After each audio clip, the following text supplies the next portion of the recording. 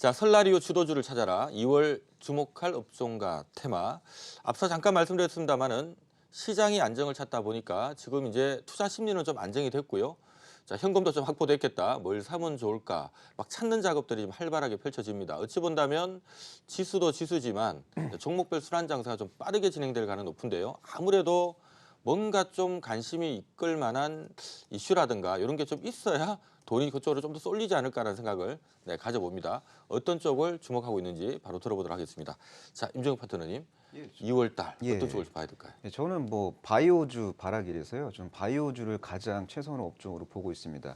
자, 코스피 200 지수 그리고 코스닥 150 지수에 편입된 종목에 대한 외국인의 러브콜이 이어질 것 같습니다. 아까도 말씀드렸지만 뭐 미중 무역 분쟁 리스크 이제 완화되고 있고 그리고 중국은 또 적극적인 경기 부양 정책을 펼칠 거고 그리고 연준의 비둘기파적인 스탠스가 더욱더 노골화될 것 같습니다. 글로벌 경기 둔화 우려가 상당 부분 수면 아래로 내려온 상태입니다. 근데 외국인들은 이제 액티브 펀드를 동원해서 대한민국 증시에 이제 진입을 하기보다는 패시브 펀드를 통해서 열심히 이제 주식을 매수합니다. 그래서 인덱스에 포함된 종목군들이 수혜를 보게 될 가능성이 높은데 지금 코스피 200 그리고 코스닥 150 지수에 편입된 종목 중에서 가장 가격 메리트가 있는 이 업종이 바로 제약 바이오 헬스케어입니다. 지금 IT주는 많이 올랐습니다. 제약 바이오 헬스케어는 아직도 배고픕니다. 제약 바이오주에 대한 지속적인 관심이 필요하다. 그렇게 저는 생각하고 있습니다.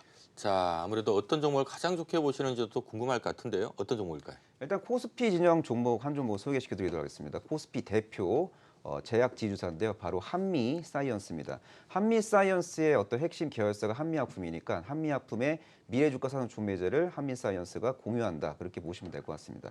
자, 한미약품의 어떤 미래주가 산업 촉매제를 좀 요약해 드리자면요. 그 호중구 감수증 치료제 롤론티스가 아마도 올해 연말 정도 되면은요. FDA에서 품목 승인이 떨어질 것 같습니다. 작년 미국 임상종합학회에서 아주 긍정적인 3상 결과를 도출했고요. 작년 말에 FDA에 품목 신청서를 제출했습니다. 올해 연말에 품목 승인이 예상되고 있고 그리고 또 4월 달 미국 암연구학회 그리고 이제 6월 달 미국 임상종양학회는 대표적인 항암제 이벤트입니다. 그래서 항암제 파이프라인이 막강한 그런 기업들을 잘 보셔야 되는데요. 대한민국 기업 중에서 항암제 파이프라인이 가장 막강한 기업 중에 하나가 한미약품. 그러니까 한미약품의 모회사 한미사이언스도 긍정적으로 봐야 될 필요가 있습니다. 자, 비조세포 폐암 치료제 포지오티닉 같은 경우에는 올해 조만간 이제 임상 이상 환자 모집이 완료될 것 같고요. 아마 하반기 정도 되면은 임상 이상 데이터가 이제 도출이 될 가능성이 높습니다. 그래서 긍정적인 임상 이상 결과가 나온다면 그 데이터를 기반으로 FDA의 신속 승인 신청이 예상되고 있고요. 얀센의 기수출한 고도 비만 치료제 상반기 중으로 임상 이상이 완료되고요. 이제 3상 진입에 대한 어떤 그림이 나올 것 같아요. 임상 이상 성공하고요. 3상으로 진입하면요. 그 파이프라인의 미래 가치가 더욱더 레벨업됩니다. 그래서 이런 핵심 파이프라인의 미래 가치가 상당히 전도 유망함에도 불구하고 이런 긍정적인 재료가 한미사이언스 주가에 전혀 녹아져 있지 않기 때문에 최근에 뭐 수급도 좋더라고요. 그래서 지금 눌림목 만들고 있는 한미사이언스를 유심히 잘 챙겨봐야 될 제약주로 선정해 놓으시면 좋을 것 같습니다. 네, 자, 임정혁 파트너의 선택 업종과 종목, 제약바이오 쪽 눈여겨보자. 대표적으로 한미사이언스 또 소개를 해주셨습니다. 요즘 제약바이오 가지고 계신 분들 조금 화가 나실 수도 있어요. 이게 좀 올라갈 때도 되긴 했습니다만은 이 시장의 관심이 IT 쪽으로 쏠리다 보니까 지금 이쪽으로 지금 자금이 안 들고 있고요. 그나마 또 일부 또 남북경협주, 테마 쪽에서 남북경협주 쪽이 가다 보니까 이쪽이 좀 관심이 죽어 있는 상태입니다만은 어쨌든 가던 IT가 좀 쉬고 남북경협주 관심이 좀 꺼질 때 되면 한번 움직이지 않을까. 시기적으로 어쨌든 3월 말에 미국 암학회가 있으니까 암 관련주들 눈여겨보자라는 의견 참조하시면 좋을 것 같습니다. 자, 박찬홍 파트너께서는 워낙 IT를 좋아하시는데 오늘 어떤 쪽 준비하셨나요? 네, 저도 그런데 공교롭게도 이제는 바이오를 보자. 그래서 바이오 섹터가 이제 2월부터 꼭 봐야 될 섹터라고 생각합니다.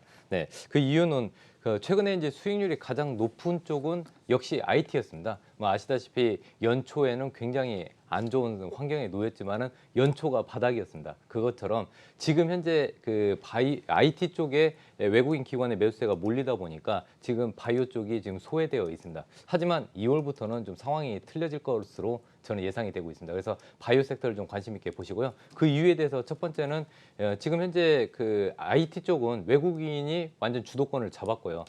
지금 현재 기관이 들어갈 틈이 없습니다. 그렇다면은 정부의 이제 작년에 1월 11일 날 보시면은 이제 코스닥 활성화 대책을 정부에서 발표했는데 그 이후에 잠깐 반짝하고 계속 이 바이오 섹터가 조정을 보였는데요. 이제 올해 이제 초가 되었으니까 정부도 본격적으로 코스닥 쪽 활성화 대책을 다시 이어서 불을 지필 가능성이 높다고 보고 있고요.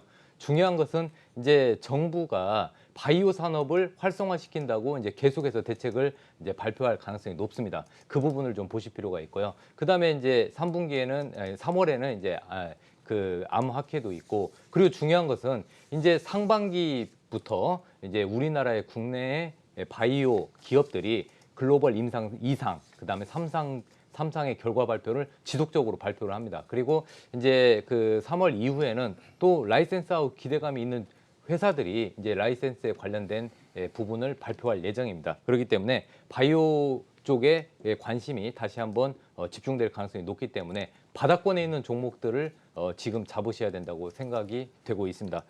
자, 그리고 종목 얘기해도 될까요? 예. 그리고 이제 바이오 섹터 중에서 가장 저는 관심 있게 보고 있는 종목은 HLB입니다. HLB는 신라제는 이제 면역 항암제인 팩사백이고, 이 그 HLB는 표적 항암제인 리보세라닙, 중국에서는 아파티닙이고요. 이제 글로벌에서는 리보세라닙인데요. 이제 HLB의 자회사인 LSKB가 이 리보세라닙에 대한 라이센스를 가지고 있습니다. 그런데 이 리보세라닙은 중국에서 아파티닙으로 이미 투약이 되고 있고요. 이미 수만 명의 사람들이 투약을 해서 지금 그 암이 완치되고 있다고 합니다. 거기에다가 뭐 옵디보라는 면역항암제와 칵테일요법을 병용 투약을 하면서 높은 완전 관해율을 보이고 있습니다. 중요한 것은 지금 현재 그 경구용 표적항암제인 이 리보세라닙은 가격이 굉장히 저렴하고요. 그리고 부작용이 적습니다. 그리고 글로벌 임상 3상이 마무리되었고요. 이제 곧 결과 발표가 있을 예정입니다. 다만 뭐 미국의 셧다운이 있었듯이 미국의 FDA 승인이 약간 지체된 부분이 있기 때문에 상반기 안으로 좋은 결과가 나오지 않을까 싶고요.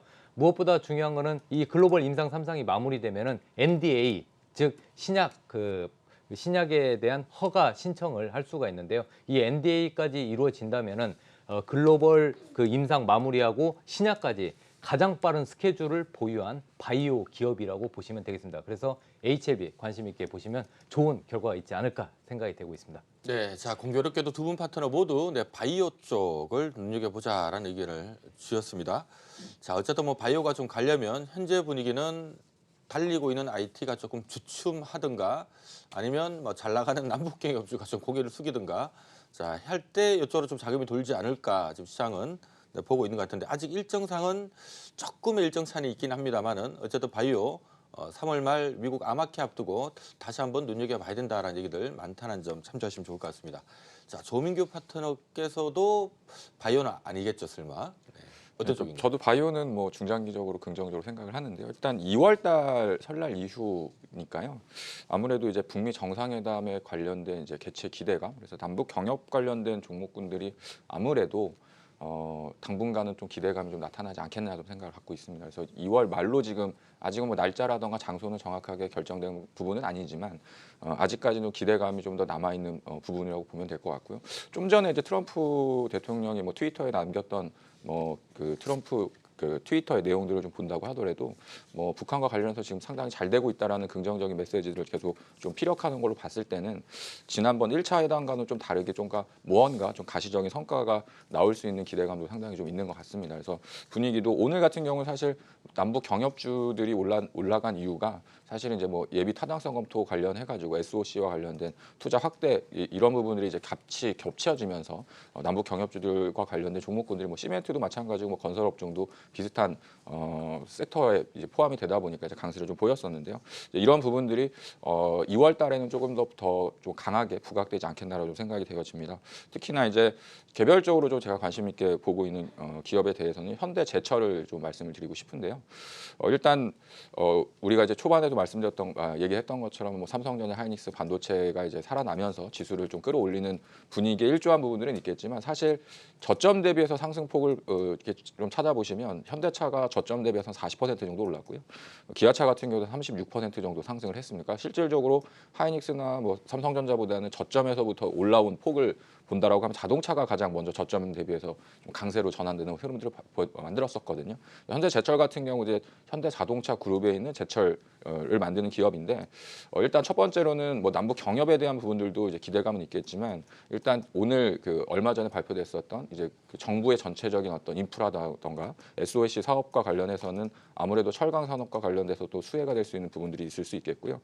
자동차가 이제 바닥에서부터 좀 강하게 반등을 했었던 거는 아무래도 작년보다는 이제 올해 자동차에 대한 그 실적 기대감이 조금 선행돼서 움직여지는 모습 등을 보여주고 있습니다. 그래서 현대제철 같은 경우 또 자동차 관련된 매출이 상당 부분을 차지하고 있기 때문에 현대차 그룹 전체적으로 좀 분위기가 좋아진다고 한다면 자동차와 관련된 매출도 좀 긍정적으로 보실 수 있을 것 같고요.